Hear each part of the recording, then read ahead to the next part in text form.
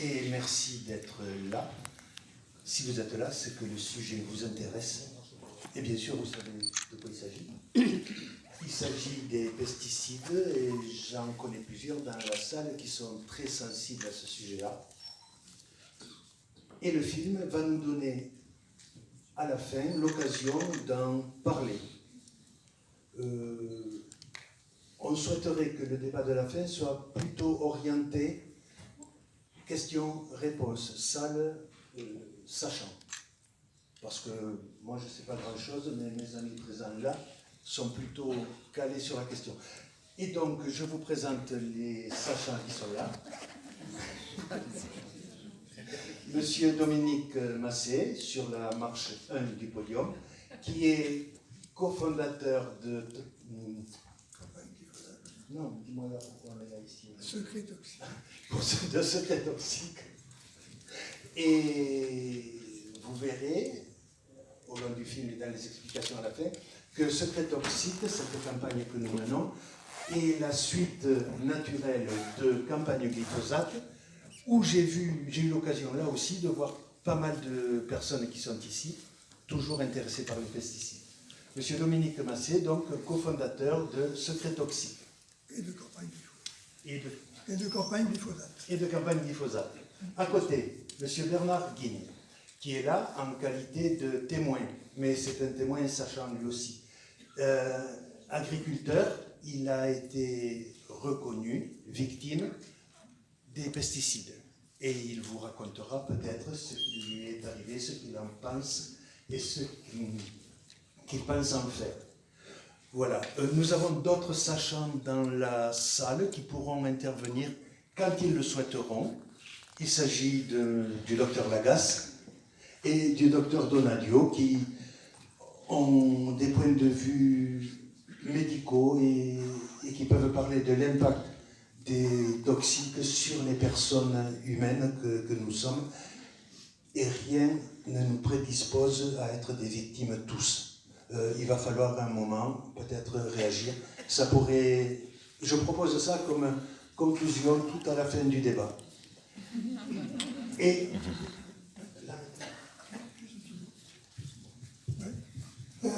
moi, je ne vais pas regarder le film parce que je ne le connais que trop. Donc, je vous rejoins à la fin du film. Et je vais me mettre dans un petit coin en attendant. Hein. Je l'ai vu beaucoup et je ne vois plus que les défauts. Donc, c'est très désagréable.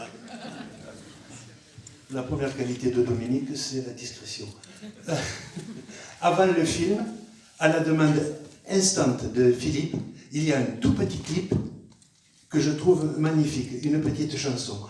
Je crois qu'on va pouvoir commencer par le petit clip et ensuite les choses sérieuses. Ce n'est pas un film d'action, il y a beaucoup d'informations dans ce film. À la fin du film, discussion le plus ouvert possible, le plus direct possible. Merci.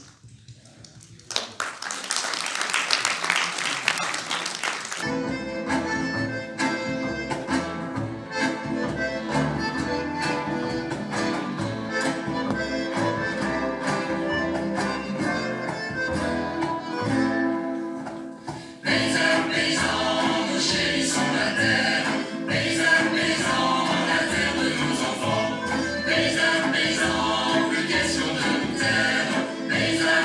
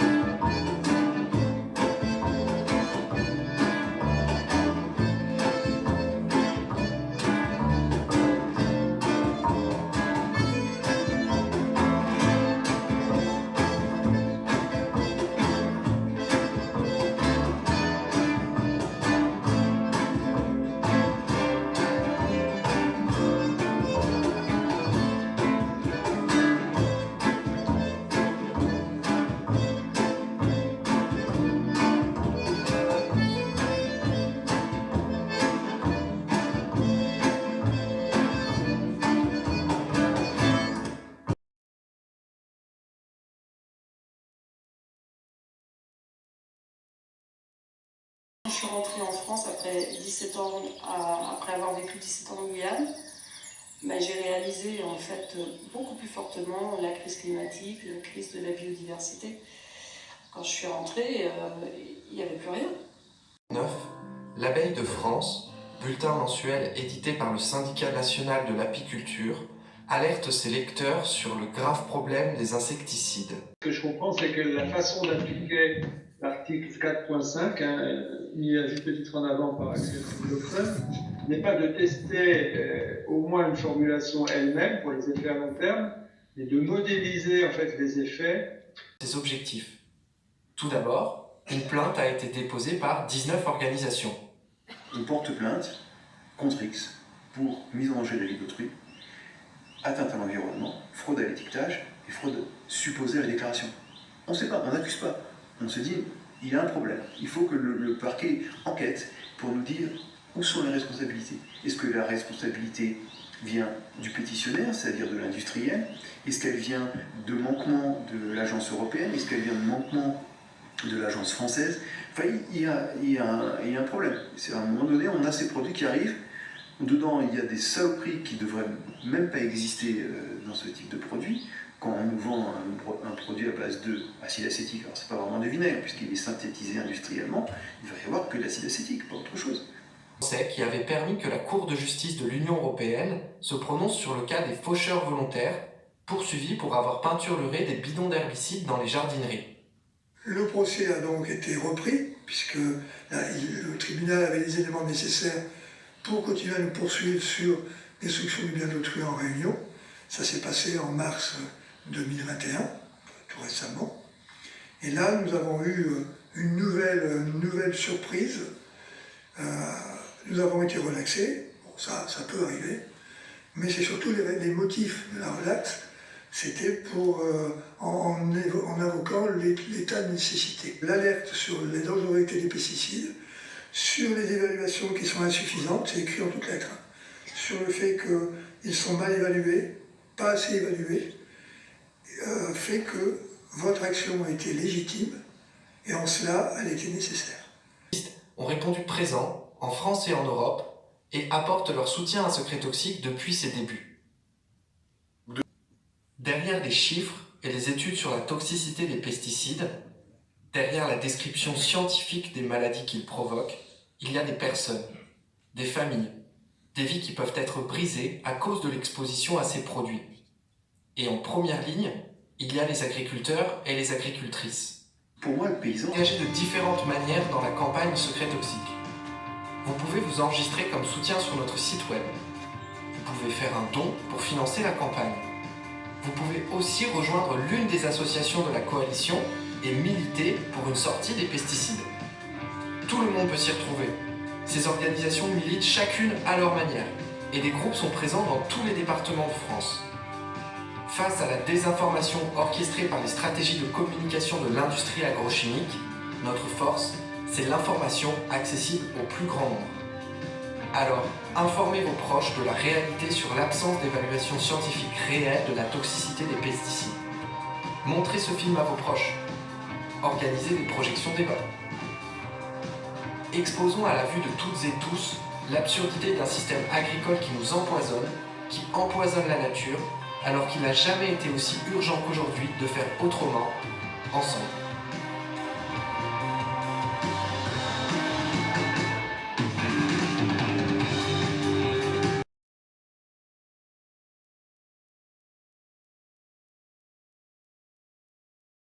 Préciser quelque chose. Je souhaitais placer cette soirée sous le souvenir affectueux d'Alain Moll, qui a été pour beaucoup dans mon engagement et qui a fait beaucoup pour l'agriculture paysanne, au moins localement. Voilà, Alain, merci. Maintenant, nous allons engager le débat. Moi, personnellement, je n'ai pas grand-chose à dire. Dominique va prendre la parole. Oui, alors merci d'être là. C'est un film pas très sexy. On sort de là, c'est un peu effarant de tout ce qu'on peut découvrir depuis des années.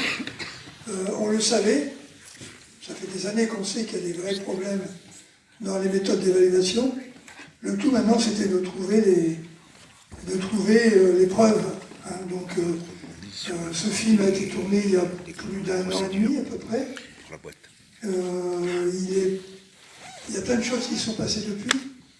Et je pense que dans le débat, on aura l'occasion d'en parler, des évolutions, des nouveautés, des pas en avant, des pas de côté et des pas en arrière, parce que, évidemment, comme disait Benoît Biteau, en face, c'est costaud. Hein. Pas se faire trop d'illusions sur la manière de réagir. Voilà, mais en tout cas, les choses avancent. Et puis, moi, je ne vais pas trop parler. Je pense que le film lui-même, il est très parlant. Je pense que c'est plutôt un échange avec vous que je souhaite faire. Voilà, et puis, effectivement, moi aussi, j'ai beaucoup pensé. D'ailleurs, il est cité, on le voit dans le film, hein, Alain Moll, que j'ai connu, moi, en tant que faucheur, et il était venu témoigner au procès de Foix, qui a permis d'aboutir à cet arrêté de la Cour de justice de l'Union européenne, qui était une base juridique qui nous sert beaucoup. Juste un petit commentaire là-dessus. Quand on désespère, quand on se dit on n'y arrivera pas, on a fait une petite action dans la ville de Foix, 21 faucheurs et faucheuses qui peinturent des bidons. Qui aurait pu imaginer que ça se mènerait on a travaillé pour, hein, ça c'est pas venu par hasard, c'est pas tombé du ciel, mais que ça nous amène au cours de justice de l'Union européenne et qu'on sorte un arrêt qui sert aujourd'hui de levier juridique à beaucoup d'associations, dont Secret Toxique, et qui nous permet là d'enfoncer le coin et d'aller vers des recours et vers l'exigence de l'application de la loi. Donc, quand on désespère, se dire qu'agir, c'est déjà une thérapie. Ça évite l'impuissance, ça évite la tristesse. Moi, je suis très content de faire ce que je fais. Ça me rend joyeux. Et il faut y aller. Voilà, c'était mon petit truc d'entrée. Maintenant, je laisse la parole à qui le veut. Pardon, juste une toute petite encore incise.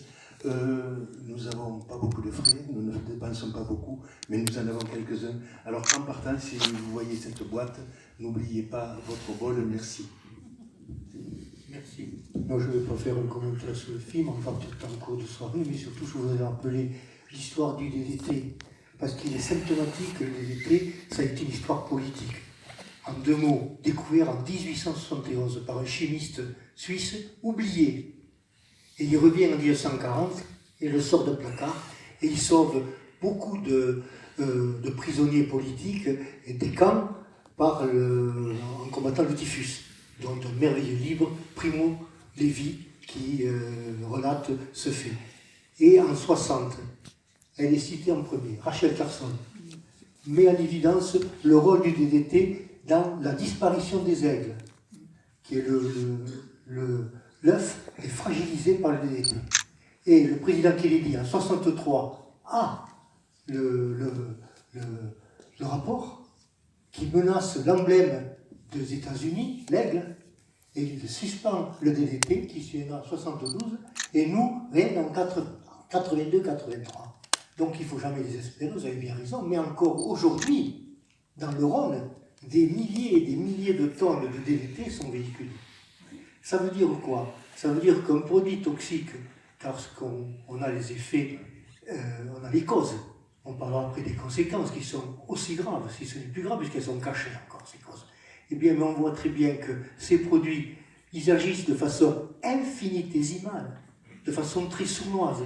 Il était difficile de le démontrer pendant de nombreuses années, 30 ans d'études et d'expositions pour trouver un fait. C'est infinitésimal, c'est répétitif, ça colonise tous nos organes. Et maintenant, on s'aperçoit brutalement que même le fœtus et même le placenta est atteint.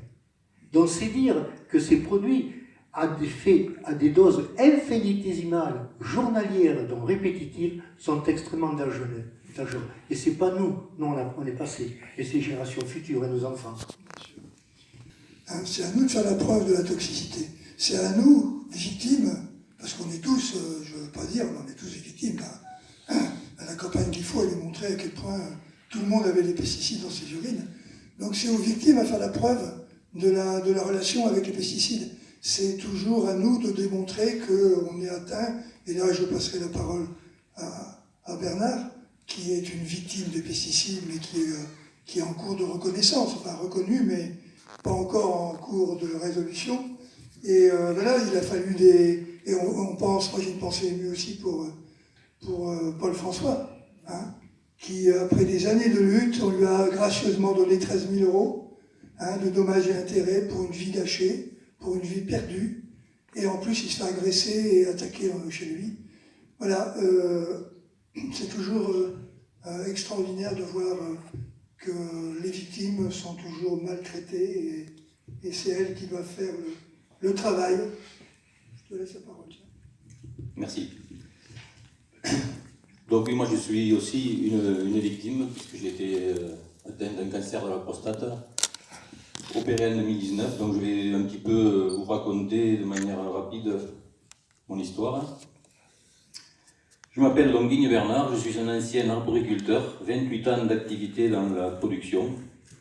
Si je suis là aujourd'hui devant vous, c'est pour m'exprimer en mon nom en tant que victime des pesticides et également en tant qu'adhérent au collectif de soutien aux victimes des pesticides de l'Ouest, qui font partie du consortium Secret Toxique. Donc j'abrège parce que j'ai fait trop long. Donc ma carrière se déroule ainsi. Je m'installe en 1985 sur une exploitation familiale en polyculture-élevage après avoir obtenu mes diplômes. Je développe l'exploitation vers l'arboriculture fruitière avec la cessation de l'activité laitière suite à l'arrivée des quotas laitiers en 1984. Je produis donc des pommes, des prunes, des cerises, des pêches, du raisin de table, des kiwis, en respectant ce qu'on appelle les cahiers des charges, c'est-à-dire tout un tas de pratiques qui sont répertoriées, notifiées, recommandées. Pour dégager une rémunération correcte, vu les charges d'investissement importantes, je dois produire des fruits de qualité avec un maximum de rendement.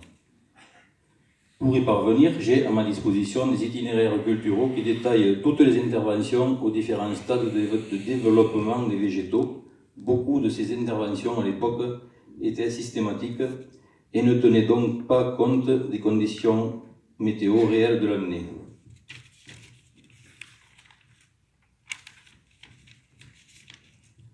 Jusqu'environ aux années 2000, les agriculteurs n'étaient pas vraiment sensibilisés aux risques qu'ils prenaient en utilisant tous ces produits, sans précaution. En plus, toutes ces préparations nous étaient présentées comme étant très sûres et très contrôlées par rapport à la santé. Nous avions une confiance absolue aux AMM, autorisation de mise sur le marché, et aux préconisations des fabricants. Petit à petit, les choses ont quand même évolué. Les agriculteurs ont commencé à se protéger avec des EPI, donc des équipements de protection individuelle, faisant encore une fois confiance aux recommandations des fabricants, qui, conscients peut-être de la dangerosité de leurs produits, notifiaient sur les bidons la mention suivante: produits autorisés sous réserve que l'utilisateur porte les protections adaptées. Nous savons depuis peu que l'efficacité de ces EPI est largement surestimée, voire dans certains cas contre-productive même. Bien sûr, dans les années 2000, je me suis équipé d'un tracteur avec cabine, filtre à charbon. Le problème, c'est que ces équipements sont efficaces à condition de ne jamais ouvrir les portes pendant l'intervention.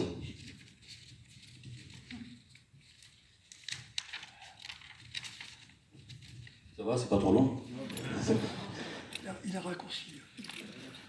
Alors, lorsque je traitais, parfois pendant 2 jours de suite, avec des températures élevées, il était très difficile de respirer dans la cabine, même avec la clim. Pendant le traitement, il était fréquent qu'un incident se produise, bouchage de buse ou autre, ce qui m'obligeait à descendre du tracteur, donc à ouvrir la porte.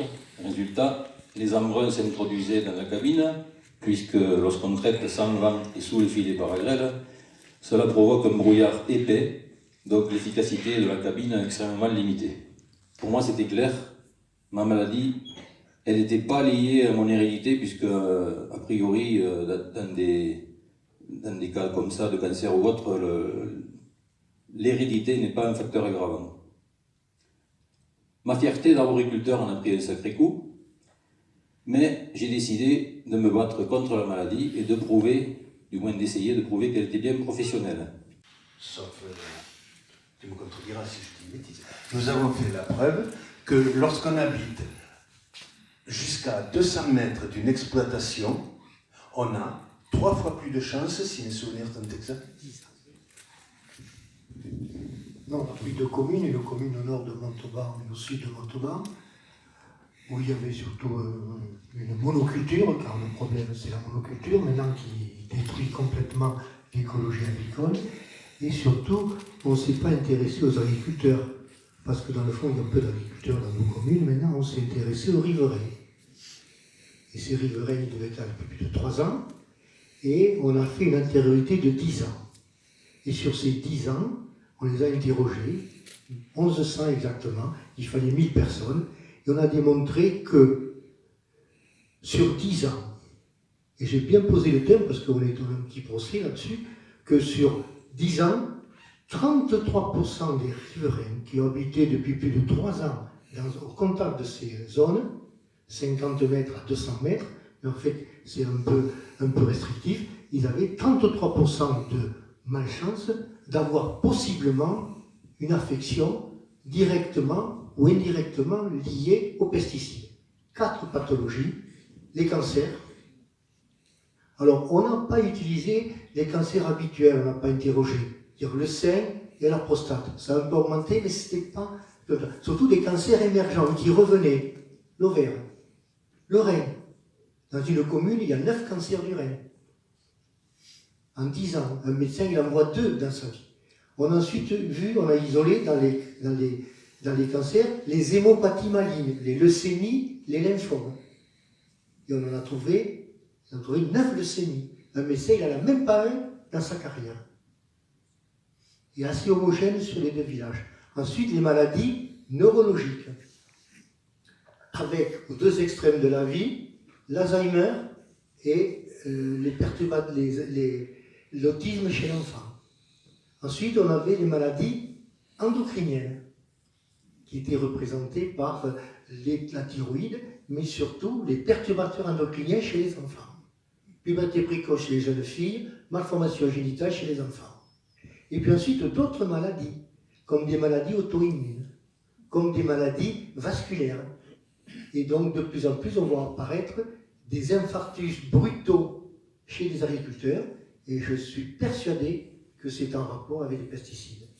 Donc, ce qui est important à dire, c'est que plus on est près d'un champ, qu'on y a vécu longtemps, et que ce champ fait plus de 3 hectares, parce que ça a été bien démontré chez les enfants, eh bien on a 33% sur 10 ans d'avoir une pathologie en relation avec ces intrants. Je parle de fongicides, car les fongicides, c'est maintenant un problème, les fongicides, les insecticides et les herbicides. Et surtout, maintenant, avec un produit qui n'est pas en France, qui est aux États-Unis, qui s'appelle le Digamba, où maintenant on remet en cause le problème de la distance, puisqu'on parle de dérive, et on l'a vu nous sur le village, il y avait des gens qui nous disaient, de l'autre côté là-bas, à Corbarieux, quand ils sulfatent, on le sent nous. Donc on parle de 6 km. C'est-à-dire on s'en est servi pour détecter la présence de pesticides dans les urines à travers un marqueur, il nous en fallait un, on a choisi le glyphosate, mais si vous vous souvenez de la campagne glyphosate, le sous-titre c'était « J'ai des pesticides dans les urines et toi ». Donc on travaillait sur les pesticides et l'arrêt de la Codelucis de l'Union européenne concerne tous les pesticides, donc herbicides, fongicides, insecticides. Dangereux, donc on les retire 15 ans après leur mise sur le marché. Donc on est dans un système qui marche sur la tête. Donc maintenant il faut vraiment être clair, la loi est difficile à faire appliquer, on y travaille, il y a des choses trappes. Je vais vous donner quelques petits exemples, je ne vais pas être trop long, mais ça fait 2 ans et demi qu'on bosse là-dessus, et on en a eu des coups fourrés. Exemple, on avait demandé la formulation complète d'une dizaine de produits, sur lequel on voulait faire un recours en annulation. On a obtenu, et un mois après, ces 10 produits ont été renouvelés pour 1 an à titre dérogatoire. Voilà. Après une autorisation, on a 2 mois pour réagir. Donc on avait tout préparé, on avait un cocktail de députés qui étaient prêts à nous suivre, et au moment où on était prêt à lancer l'opération, on apprend qu'un an de plus est donné par le CODAF, qui est un organisme, le COPAF, pardon, qui est un organisme qui a tout pouvoir de dire ça, on le repousse. Le glyphosate, qui devait être revalidé cette année, il ne le sera, enfin l'année dernière, il ne le sera qu'en fin d'année et encore mieux. Donc le COPAF a toute liberté de repousser. En attendant, on continue à être intoxiqué avec tout ça. Non, c'est juste pour dire que les choses trappes sont nombreuses et qu'on est toujours obligé d'être réactif, d'énoncer, de faire un recours, de voir avec nos avocats qu'est-ce qu'on peut faire. C'est un jeu de ping-pong permanent, mais on avance. C'est tout ce qu'on peut dire. On avance, mais on n'est pas au bout.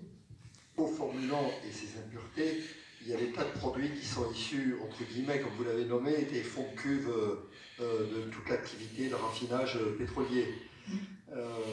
Et puis, j'ai pensé à travers ça qu'on pouvait, tous les gens qui utilisent ces produits pétroliers ou qui fabriquent des produits pétroliers divers pour diverses industries, pouvaient se débarrasser à moindre coût et même avec énormément de profit de tous ces fameux déchets à travers un produit qui est autorisé et donc on va dire non traçable parce que finalement il est répandu sur toute notre planète et quelque part j'étais en train de me dire aussi au passage que tous ces produits gênants pour toutes ces industries, des reliquats, eh bien, se retrouvent autorisés et débarrassés sur la planète. Voilà. Et ça fait penser au nucléaire, c'est un petit peu pareil. Hein. Il y a des tas de normes qui permettent de se débarrasser à moindre coût de déchets dits moins toxiques, mais qu'on va retrouver un peu partout. Et on pourrit notre planète avec ça. Et ces gens-là font en plus d'énormes profits avec ça. Voilà. Oui, puis je regardais, alors c'est cet aspect-là qui m'interrogeait déjà, celui-là, qui me semble important. Et puis il y en a un autre aspect, pourquoi autant de produits, de composants qui viennent accompagner la molécule toxique, mais qui sont clairement criminels. Alors soit on se contente de s'en débarrasser, soit il y a une volonté clairement criminelle aussi derrière. Ou bien on se fout du criminel, mais quelque part ce qui compte c'est les profits. Mais enfin il y a deux aspects qui me semblent un petit peu liés quand même quelque part. Je ne sais pas du tout lequel prédomine, mais je sais qu'il y en a un très important, c'est faire du profit à tout prix avec tout. Hein. Et je crois que les gens qui gagnent des sous, ils se foutent de toutes les conséquences de leur profit. Ça c'est très clair. Est-ce que vous pouvez m'éclairer sur la question de la criminalité volontaire et puis cet aspect justement de ces fameuses molécules qui permettent, on se débarrasse facilement de fonds de cuve de merde finalement et qui pourraient faire de l'ombre à ton industrie d'ailleurs. Alors le côté criminel, quand on vend des produits qui se terminent par cide, hein, c'est donc que c'est des produits faits pour tuer. Déjà, arrêtons de se cacher la tête. Hein. Un produit qui finit par cide est un produit qui sert à tuer. Bon. Donc, il y a potentiellement une toxicité. Donc, tous les produits en cide ont une toxicité. La question, c'est est-elle déterminée, est-elle quantifiée à sa juste valeur? C'est bien là la question. Parce que la toxicité, il y a un seuil de tolérance, on va dire, que la toxicité une toxicité légère peut amener quelques intérêts, à condition qu'il n'y ait pas d'impact sur la santé et sur la biodiversité. Le problème, il est bien plus grave que ça. Donc, juste pour répondre à la criminalité, quand il y a un truc ahurissant qui se produit, cherche à qui profite le crime. Hein. Donc, on est dans un état capitaliste, dans un monde capitaliste. Le profit va passer au-dessus de la santé, des intérêts, du bien-être des gens. Ça, si le bien-être peut rapporter, on trouvera le moyen de vous rendre heureux. Voilà, on en est vraiment là. Hein. Donc la mondialisation, clair, c'est faire le pognon. déjà, quand on a fait ça, on a fait à peu près le tour du problème. Et quand n'importe quelle lutte qu'on mène, quand on tire sur un bout de ficelle, il y a toujours les mêmes pelotes qui bougent. Hein, capitalisme international.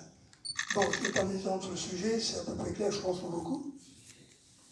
Quant aux produits, dans les produits, comme ça a été expliqué, dans un produit pesticide, il y a la molécule active déclarée, qui est celle qu'a choisi le pétitionnaire, bien d'accord, et qui fournit des études qui démontrent sa toxicité. C'est donc celui qui dépose la demande d'AMM, qui choisit quelle est la molécule active, et qui donne des épreuves. On ne parle plus de molécule active, on parle de molécule dite active. Hein, voilà. Et donc, cette étude qu'ils font, alors ils font une guerra, tout le laboratoire. D'ailleurs, c'est un argument qui nous a été opposé par la Commission européenne en nous disant « Nous, on est pour la protection des animaux, on ne fera pas plus d'études. » C'est nous les animaux, hein, je veux bien dire. C'est nous les tests. Donc, ils font une étude sur les rats, et c'est tout. C'est-à-dire, on dit la molécule active et la molécule dite active n'est pas dangereuse, donc tout va bien, et le reste, on ne le ferait pas. Si on faisait les mêmes études avec le produit fini, on ne tuerait pas plus de rats, mais on aurait la toxicité réelle. C'est-à-dire que si vous mettez, non pas la molécule active en nourrissement à des rats, mais vous mettez le produit fini, imaginons le Roundup, hein, il y en a plein d'autres, hein, et bien vous le tuez immédiatement. Il ne fera pas 3 jours. Donc on est sur des fumisteries à tous les niveaux, des mensonges à tous les niveaux, et le problème c'est que la DJA, dose journalière admissible, qui est le seuil que nous avons la possibilité, je ne parlerai même pas des méthodes de calcul qui sont tout à fait aléatoires, simplement la notion, la DJA, qui est la dose journalière admissible, c'est-à-dire ce qu'on peut incurgiter tous les jours sans risquer notre vie, notre santé, est calculée sur quoi? Sur la molécule active, mais pas sur le produit. Dernier petit exemple, on l'a vu au début, les produits de biocontrôle à base de vinaigre, enfin d'acide acétique, c'est pas de vinaigre, d'acide acétique, d'acide pélargonique, extrait de géranium, chimique bien sûr, et caprylique, à base de lait de chèvre. Ces trois séries de produits ont été analysés par Gilles Éric, on en parle au début, hein, pour voir ce qu'il y avait dedans, parce que c'est des produits qui viennent en substitution des produits à base de glyphosate qui sont aujourd'hui interdits. Hein.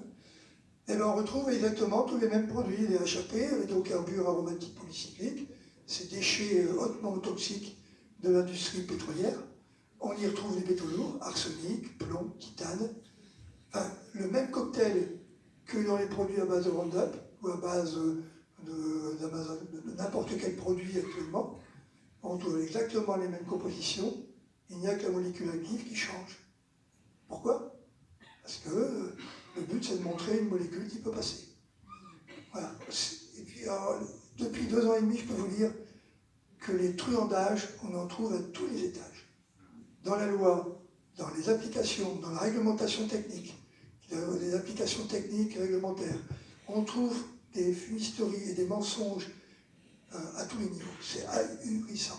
On masque précautionneusement, on nous masque le danger. Moi j'ai appris, j'ai été presque 30 ans paysan, agriculteur, il m'a fallu être malade et découvrir ce film pour prendre conscience de ce scandale, de ce mensonge sur les AMM. Moi je pensais que les AMM c'était sérieux, c'est tout. Et les mecs ils ne se posent pas d'autres questions. Et c'est pas eux à se déposer. Moi je fais confiance à mes docteurs, à mon comptable, voilà. Donc, ils sont victimes. Déjà lui, sa famille, et puis les proches, parce que je voudrais juste rappeler l'histoire des riverains, les distances, mais c'est grotesque. On est toujours dans le grotesque. Prétendre que 3 mètres, 5 mètres, 10 mètres suffisent à protéger les riverains au moment des pulvérisations, mais c'est se moquer du monde. Hein. Et bon, alors à force de pondre des lois, il faut être clair. Donc, tout est fait pour que ça continue. Tout est fait pour que ça continue. Donc, moi, je ne le reprocherai pas. Hein. Je n'ai aucun reproche à faire aux paysans. Je le reproche aux syndicats des majoritaires. Je le reproche aux chambres d'agriculture. Je le reproche au ministère. Oui.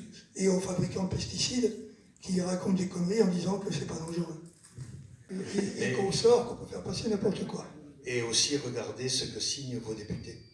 S'il y en a par exemple qui soutiennent les initiatives secrets toxiques, Il y en a. il y a une liste qu'on pourrait dire. Il y a dans cette liste, bon, je vais m'avancer, beaucoup d'élus de la NUB. Tout ça. Alors, ils ne sont pas 50, il y a des fers de lance qui sont des gens de FI, France Insoumise, des socialistes, communistes et les Verts. Voilà. Et depuis 2 ans et demi, tous les jeudis matin à 10h, on a réunion avec eux. Pour vous dire qu'il y a des députés quand même qui prennent les choses au sérieux.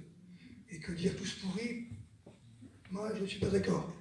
Donc faire confiance aux députés qui sont du bon côté de la barrière, parce que c'est aussi eux qui peuvent faire changer les choses. Maintenant, est-ce que vous imaginez, vous avez des idées de sortie de ce bordel? Parce qu'on est bien enferré, on ne va pas se laisser faire. Tout simplement, un jour, il va falloir qu'on se retourne. Victime un jour, pas toujours. Alors, maintenant, je donne le micro au premier qui a la bonne idée. Comment on s'en sort? On fait un concours. Non, je suis vraiment sérieux. On ne peut pas se quitter. On peut pas se quitter en en gardant la pointe de ses chaussures. Maintenant, il va falloir se battre. Qu'est-ce qu'on fait? Une idée, je vais t'en donner peut-être une. Je t'en donne peut-être une. Un micro là.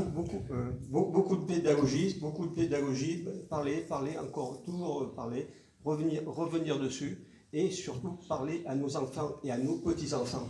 À nos enfants et à nos petits-enfants, parce que nous, regardez un petit peu autour, on commence à prendre de l'âge, on est vraiment des militants de la première heure, et je crois qu'on a bien travaillé, que tu as bien travaillé, mais parler à nos enfants et nos petits-enfants. Et je crois que là, il y a quand même une grosse prise de conscience. Moi, j'en ai des petits-enfants, j'ai des enfants, et c'est surtout mes petits-enfants qui m'admirent. Ils me disent, papy, c'est comme toi qu'on veut faire, mais c'est ce qu'il faut qu'on fasse.